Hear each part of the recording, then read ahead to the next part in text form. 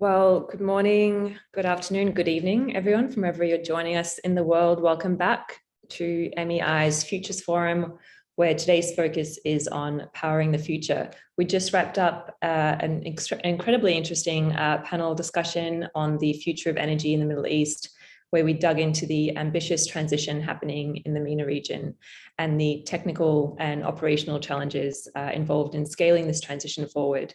We're really excited, or I'm really excited now to change gears a little bit and shift our focus on the diplomatic efforts that are underway within the global climate talks with Dr. Jonathan Pershing. My name is Tina Latif. I serve on the Advisory Council for MEI Strategic Foresight Initiative, and I've had the honor of being one of the negotiators of the Paris Climate Agreement, where I worked very closely with Jonathan. Jonathan currently serves as the Deputy Envoy for Climate Change at the US State Department and was the lead negotiator for the US to the UNFCCC under President Obama. Jonathan was instrumental in securing the Paris Agreement and also in overseeing its implementation. He's had a long and incredible career in the climate and energy space, spanning both government and civil society. Jonathan, it is such a pleasure to see you again. Thank you so much for being with us. It's a great pleasure. Nice to see you, Tina, and thanks for inviting me. Not at all. Jonathan, we are less than 17 days today as you wake up from COP26. And like everyone else working within the global climate talks, I am certain you know that there's no sleep now until we leave Glasgow on the 12th. So I'll say that I'm particularly grateful for the generosity of your time today and for agreeing to be with us. So you know, and I know, as do all of us that are joining us here today, that we're meeting obviously at a very difficult time globally. The COVID crisis still holds so many people at risk of severe illnesses, hospitalizations, and death. And while the extraordinary advancements and technological development of vaccines is helping to ease this crisis, we're obviously not through it yet. So I'm sure you're aware that there's a lot of attention and scrutiny going into Glasgow and whether the meeting can or should take place. But I'd say certainly from my point of view, the suffering of COVID will, of course, only be magnified many times over in a world that doesn't grapple and ultimately halt the climate crisis. And we certainly do not have the luxury of waiting until COVID is vanquished to take up the climate challenge. And after almost 2 years of no face-to-face negotiations or the ability to adopt legal decisions within the formal UN negotiations process, we're coming into a situation now going into COP where we're facing an immense backlog of issues. In a pre-COVID world, we would have had the privilege of intersessional meetings in Bonn and otherwise to close out text and remove square brackets. So I was hoping to please open up our conversation today by asking you to please take us through where we're sitting now within the global climate talks. Why is Glasgow so crucial? And most importantly, what does success look like? So thanks very much, Tina. And it's an interesting place to start. I think this is a unique set of circumstances that are all coming together at the same moment. We have at the one end, frankly, the increasing level of certainty around the impacts of climate. A major report was released over the course of the summer by an organization called the Intergovernmental Panel on Climate Change. It produces these reports every 5 or 6 years. The last time it did one, it really changed some of the debate. I think it's part of the reason we got the Paris Accords. This one basically suggests that the temperature rise that we've so far seen has been both human induced, they're very explicit and categorical about the attribution, but also more rapid than we'd had thought.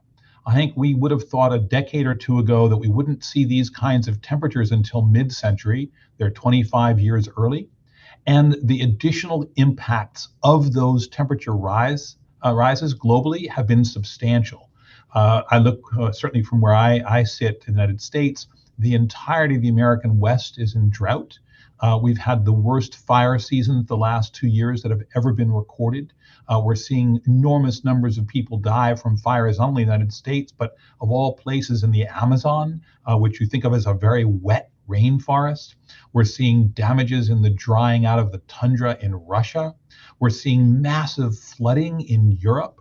These are things that had been expected in the 2050s if we didn't cooperate and act, not in the 2020s. So I think that set of impacts and the framing is one event. I think the second event that's fundamentally changing the world is the rate of technology shift. I don't think we could have predicted a decade or two ago that the prices for so many of our technologies that have low carbon impacts would be as low as they are today. We certainly might have hoped, those of us who are optimists in the world and always think prices will come down might have been optimistic about where it was going to go. But I think they've surprised even those optimists in how rapidly they've declined. I'm struck by some of the most recent price offerings in the Middle East in terms of new solar capacity that's been offered at prices that compete and beat any other fuel we've ever seen. Not only under 3 cents, but getting well below 2.5 cents per kilowatt hour. These are stunning changes in a technology that I think is continuing to move forward. But it's not limited to those technologies. I'm struck by the private sector's reaction as well.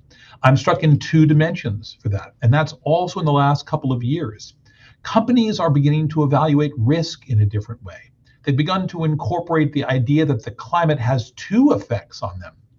The first one is the effects of climate itself. If you operate a power plant, you have to worry about temperature.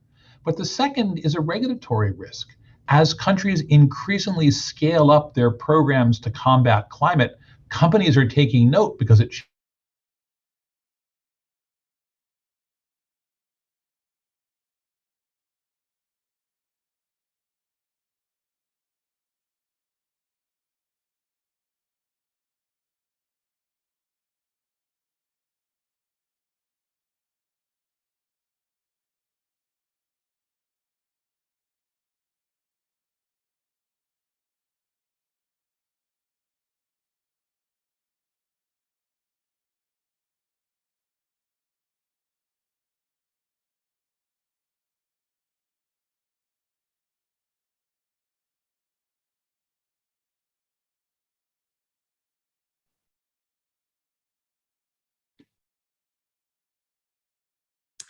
I think I've just been in the background trying to figure out whether or not it's my Zoom or Jonathan's Zoom connection that dropped off. I think it might be Jonathan's.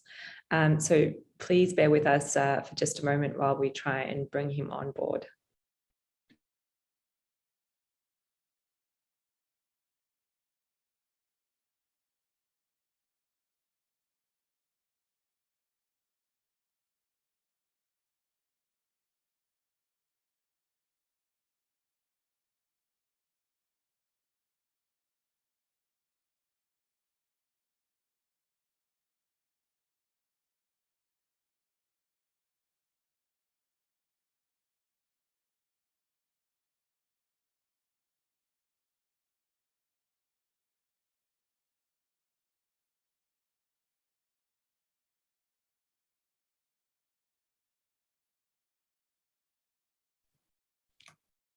Some of the things that Jonathan was pointing to are incredibly pertinent and were being discussed in the session before this, which I believe will be online on the YouTube and downloaded, and really exploring the quite incredible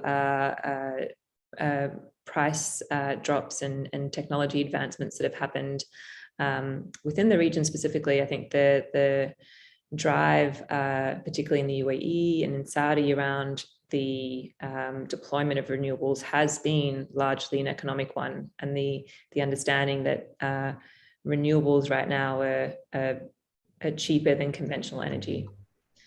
But I will pause on that because I think we have Jonathan back.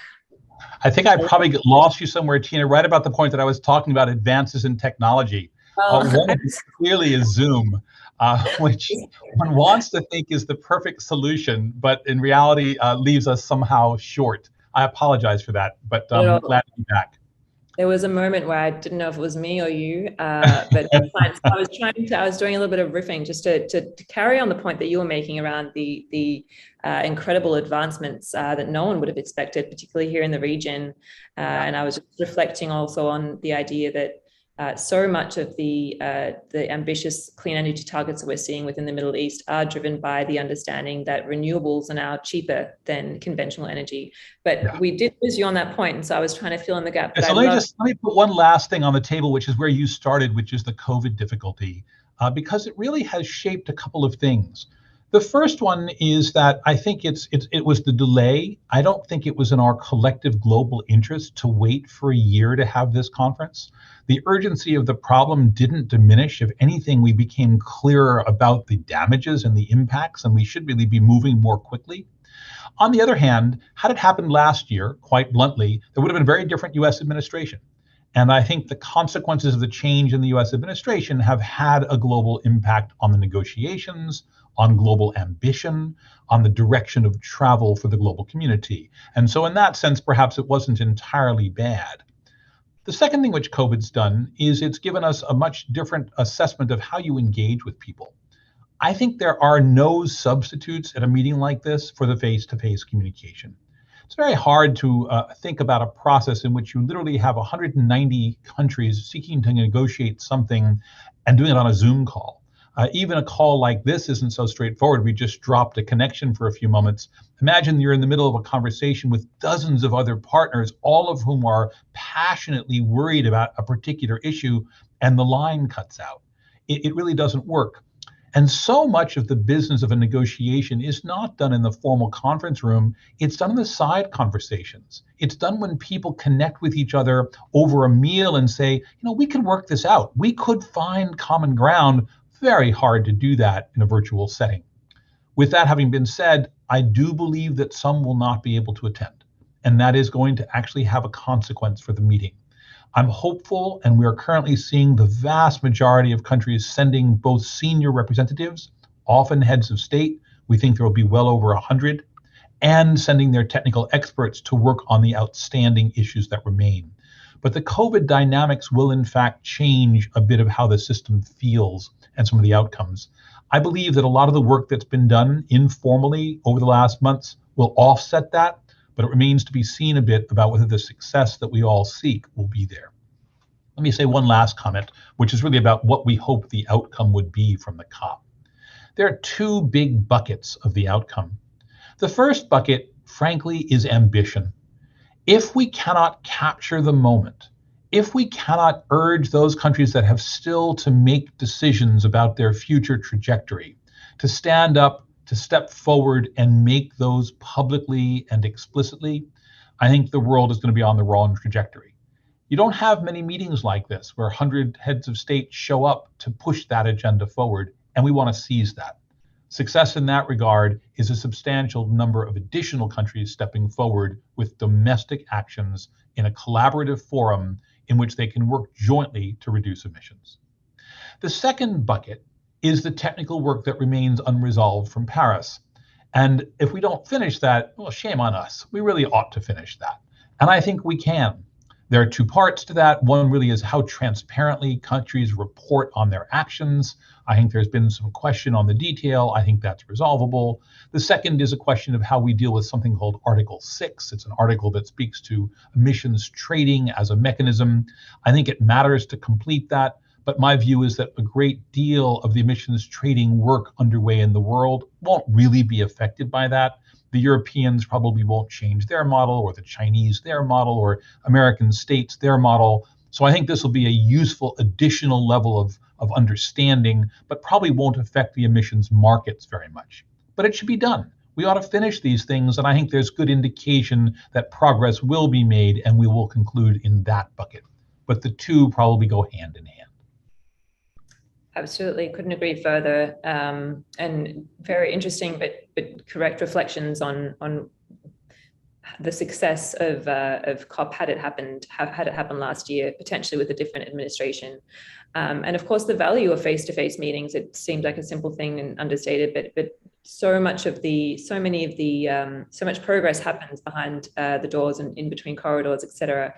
And this kind of segues into my next question, which really wanted to reflect on the travel you've done this year and the ability really to sort of have the US diplomatic corps reactivated towards raising global ambition towards not only Glasgow, but also beyond. So you recently traveled to Africa and visited several countries. And of course, one of the biggest fault lines within the UN global climate talks, which we will see carry on in Glasgow, has been around the bifurcation of responsibilities between developed and developing countries. And much of this centers around historical responsibility and the idea of equity and the idea that meeting the goals of the Paris Agreement should not come at the cost of developing countries, especially least developed countries, to lift themselves out of poverty and to industrialize their economies. Your trip, I'm not sure if we've lost Jonathan again, but I'll continue asking the question in case he's still here. But the question was, sorry, I will confirm. Jonathan, are you still with us?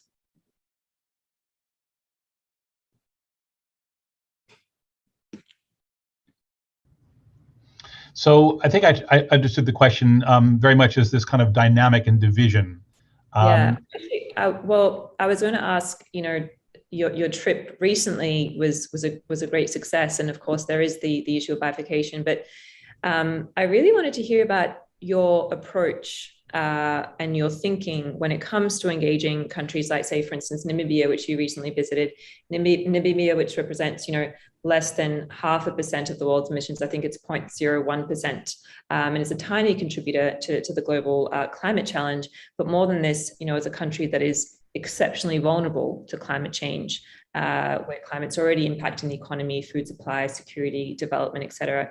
So I'd love if you could take us through, not necessarily the technical issues within the negotiations, but I'd love if you could take us through your, how you approach your counterparts in developing countries, especially those who are least developed and most vulnerable. And I want to hear a little bit about the pitch that you're making to drive ambition. What are the priorities there? And is this pitch working? So I think it is working, and I think it has a number of characteristics. The first one is that if we think about ambition in terms of solving the climate problem, you end up very rapidly focusing on a handful of countries that are responsible for the bulk of the global total. The G20 is not a bad proxy for it. If you think about those countries that are part of the G20, they reflect between 75 and 80% of all emissions in the world, which means that the remaining countries, the next 175 countries, are only responsible for 20% among all of them. They get to places like Namibia, which is less than 0.5% of the total, very, very modest. The converse is that if you look at the populations that will be most sorely affected, most significantly impacted by the change in climate, it is often those other 175 countries. So they have an enormous stake in the outcome. So here's where the pieces, I think, start to come together. At the one end, this is going to be a negotiation about raising the ambition to solve the problem.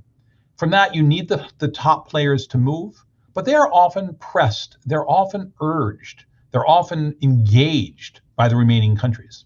There's a level of kind of moral authority that comes when your country stands likely to disappear with sea level rise, as is the case for small island states. There's an authority that comes from a country like Namibia that is actually in the middle of constructing on the border with Botswana, the world's largest solar facility, both because it has fabulous reserves, but also because it sees climate as a threat and it would like to stand up as a beacon for what is possible. Even if you're small, even if your contribution is relatively light, you can be a major player and a force in the system. So we thought about it in both the trip to Africa and a great deal of the other work that we've been doing with these kinds of components. We spent a lot of time with China. China is the world's largest emitter, currently responsible for between 25 and 30% of the global total. The US is second, but to put it in context, the US is responsible for about 11% of the total compared to the Chinese 27 or 28%. So it really gets smaller. The third most significant country is India. That's only half the size of the US. So you see how rapidly these numbers start to decline. But our time has been very much focused on these big players. But the second thing is that we have been working to build a consensus, because the UN process doesn't operate where one country acts and everyone else follows. The UN operates on a consensus mechanism. And Africa represents 54 of those nations, and the island states another 30 or more of those nations. And the countries in Latin America, another set that really has influence even though of that group, only Brazil is in the G20. If I look at what's going on in Africa, only South Africa of the 54 is in the G20. So we have to think about building coalitions to get to a global outcome. The last point that I would make is that the effects of climate on these nations are not limited to within the borders of these countries. If we look collectively at a debate that's currently been more and more active in the United Nations in the General Assembly, as well as in the Security Council, the questions of what happens when the climate starts to change are increasingly preoccupying that body. And they preoccupy them because people don't stay within their borders when those conditions are untenable. There is, for example, a fair amount of evidence that suggests that the drought that plagued Syria for almost a decade was in no small measure responsible for the civil unrest that occurred, for the real difficulties, and for mass exodus of people. And that was destabilizing for Europe. So if you sit in Europe and look at climate change and look at Syria, Syria is not a major emitter. Syria is not one of the large representatives of the G20, but the destabilizing effect in what is otherwise a perceived advanced and stable set of economies was startling. That was about 5 million people. If we look at projected sea level rise just in the Asian subcontinent, just in a handful of countries, we see 50 million people likely to move with sea level rise. And if we thought 5 million could destabilize Europe, what does 50 million look like moving into a place that's much less able to cope, like a Bangladesh, or like an India, or like a Pakistan? To me, these kinds of dynamics shape our choices, the need to build coalitions. The last piece that I would note is that there are enormous economic opportunities. And I know this is something that the UAE has focused on, that countries in the Middle East are focusing on. This is not an exercise in which you say, the future is bleak, how do I make it less bleak? This is a model in which you say, the future is full of promise, how do I seize it? What are the economic opportunities? The investments, and I use Namibia again as an example, of the world's largest proposed solar facility is being made by private companies, not mostly in Namibia. They're mostly global actors. And they see this as a big win, with a major offtake into South Africa and potentially feeding a Southern African grid. That's an opportunity for huge investment. I had a chance to meet with President Tshisekedi of the Democratic Republic of the Congo when I was in Kinshasa. He sees a window for the DRC as a major player in the new world of critical minerals. He sees an opportunity by doing that sustainably and carefully manage it to really avoid deforestation in the Congo Basin. He sees advances in agriculture really improving the quality of life for the people in the country, and that is mirrored across the globe. So I think those are opportunities in which the wealthier nations like the US, I would argue the wealthier nations around the world, have a real window to look at the promise of the future, not only avoiding the damages that we're seeking to manage with our climate work.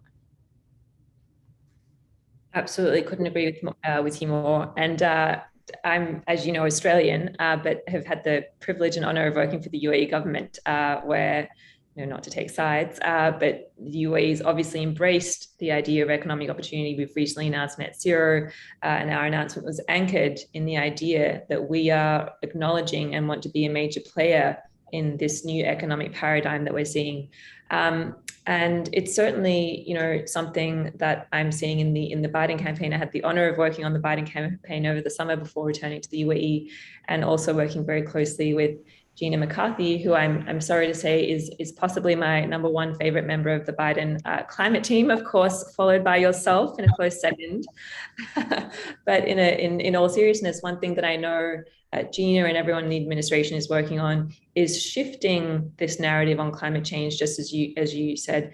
And President Biden has very clearly said that every policy, both domestic and international, from the infrastructure policies to the international foreign policy and national security, is now a climate policy. And the White House has been unwavering in its drive to embed climate across all of government. President Biden's most used climate line is that when he thinks about climate change, he thinks about jobs, he thinks about infrastructure, he thinks about building back better. And so there is this shift that we're seeing from climate action being an end to itself perhaps where, you know, that's where we were in Paris when we were all striving to get the Paris Agreement done for the planet.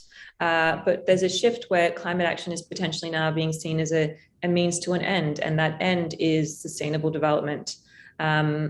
And as far as I'm looking, you know, especially this year, this narrative certainly is being taken up at scale. When Prime Minister Johnson released his 10-point, very ambitious 10-point plan for a green industrial revolution, he said, and I quote, "We are not doing this because we are tree-hugging, mung bean munching eco freaks. We are doing this because it makes economic sense." I know Prime Minister Johnson's speechwriter, and it's always entertaining to me to see what's on script and what was sort of ad-libbed on the spot. But I was hoping if you could please unpack this movement for us and look specifically at two things. You know, what does pivoting the climate conversation from being perhaps a siloed environmental or moral pitch look like, you know, to moving it to one that is sold as an economic opportunity or an opportunity for better stability, better security, better equity, especially in parts of the world that historically or politically haven't seen it as such. And if you would, you know, after answering that, I'd love if you would reflect on what this means for the US experience. And does this repivot and this new narrative make it easier to pass legislation? And is the jobs pitch rather than climate pitch, you know, easy to kind of get through and build consensus around? So I think it's going to be different for different countries. I don't think that all countries are the same. I think that the circumstances that each of them face are somewhat unique. Let me give us an example of the conversation underway now in South Africa. So here is a continent, a country which has been heavily reliant on coal. The single largest emitter in the country is the power company, which has got about half of all of South African emissions just in its own purview. The downside is that that's not a particularly welcome exercise. Coal prices aren't, you know, they fluctuate. It's not exactly an easy thing. This is a company pretty deeply in debt because of additional facilities that have been built over the years that have not been adequately paid for in tariff structures. So managing that part of the economy is going to be quite significant. Eskom itself only employs fewer than 15,000 people. So as a direct matter, that sounds like a pretty modest number. But attached to that is a supply chain that has another 100,000 or more. And for each worker, there are probably half a dozen other individuals attached in communities and in ancillary business and in the towns and provinces and states in which they reside, that you're now looking at 500,000 or more people in a country the size of South Africa, which is actually a pretty substantial number. And those are pretty decent paying jobs. So here's a place where the transition is agreed. The country has come down in favor after extensive consultations, civil society discussions, union discussions, discussions with business.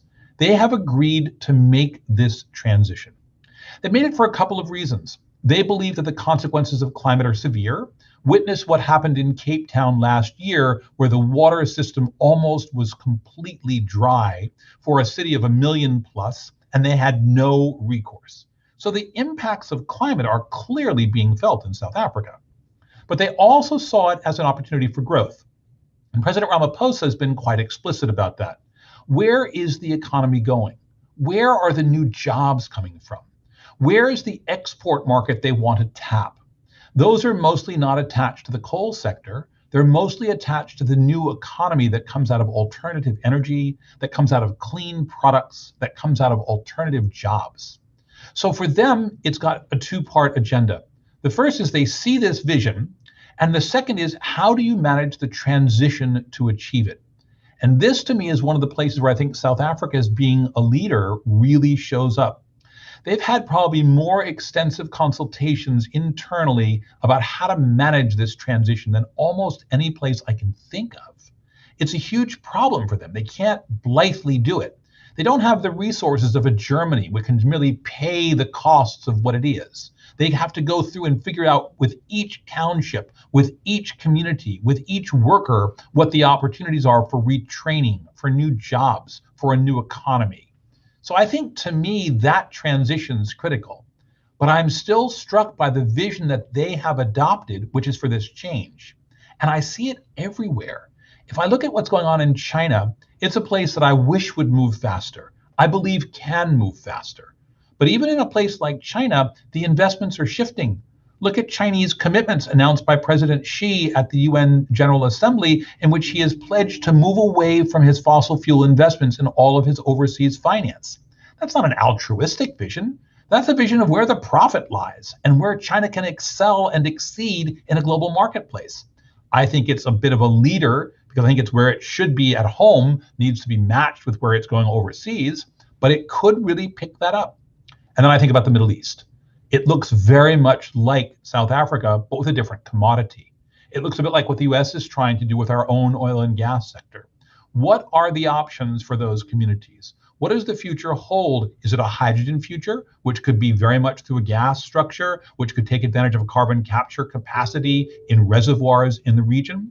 Is it going to be a solar capacity? If you look at the solar map of the world, this region has more solar capacity than any other part of the world. And the demand centers aren't that far away. You look at 1,000-kilometer lines currently run in China with less than 1% loss over that distance. And you can get to Europe with your solar capacity. You could power Africa with your solar capacity.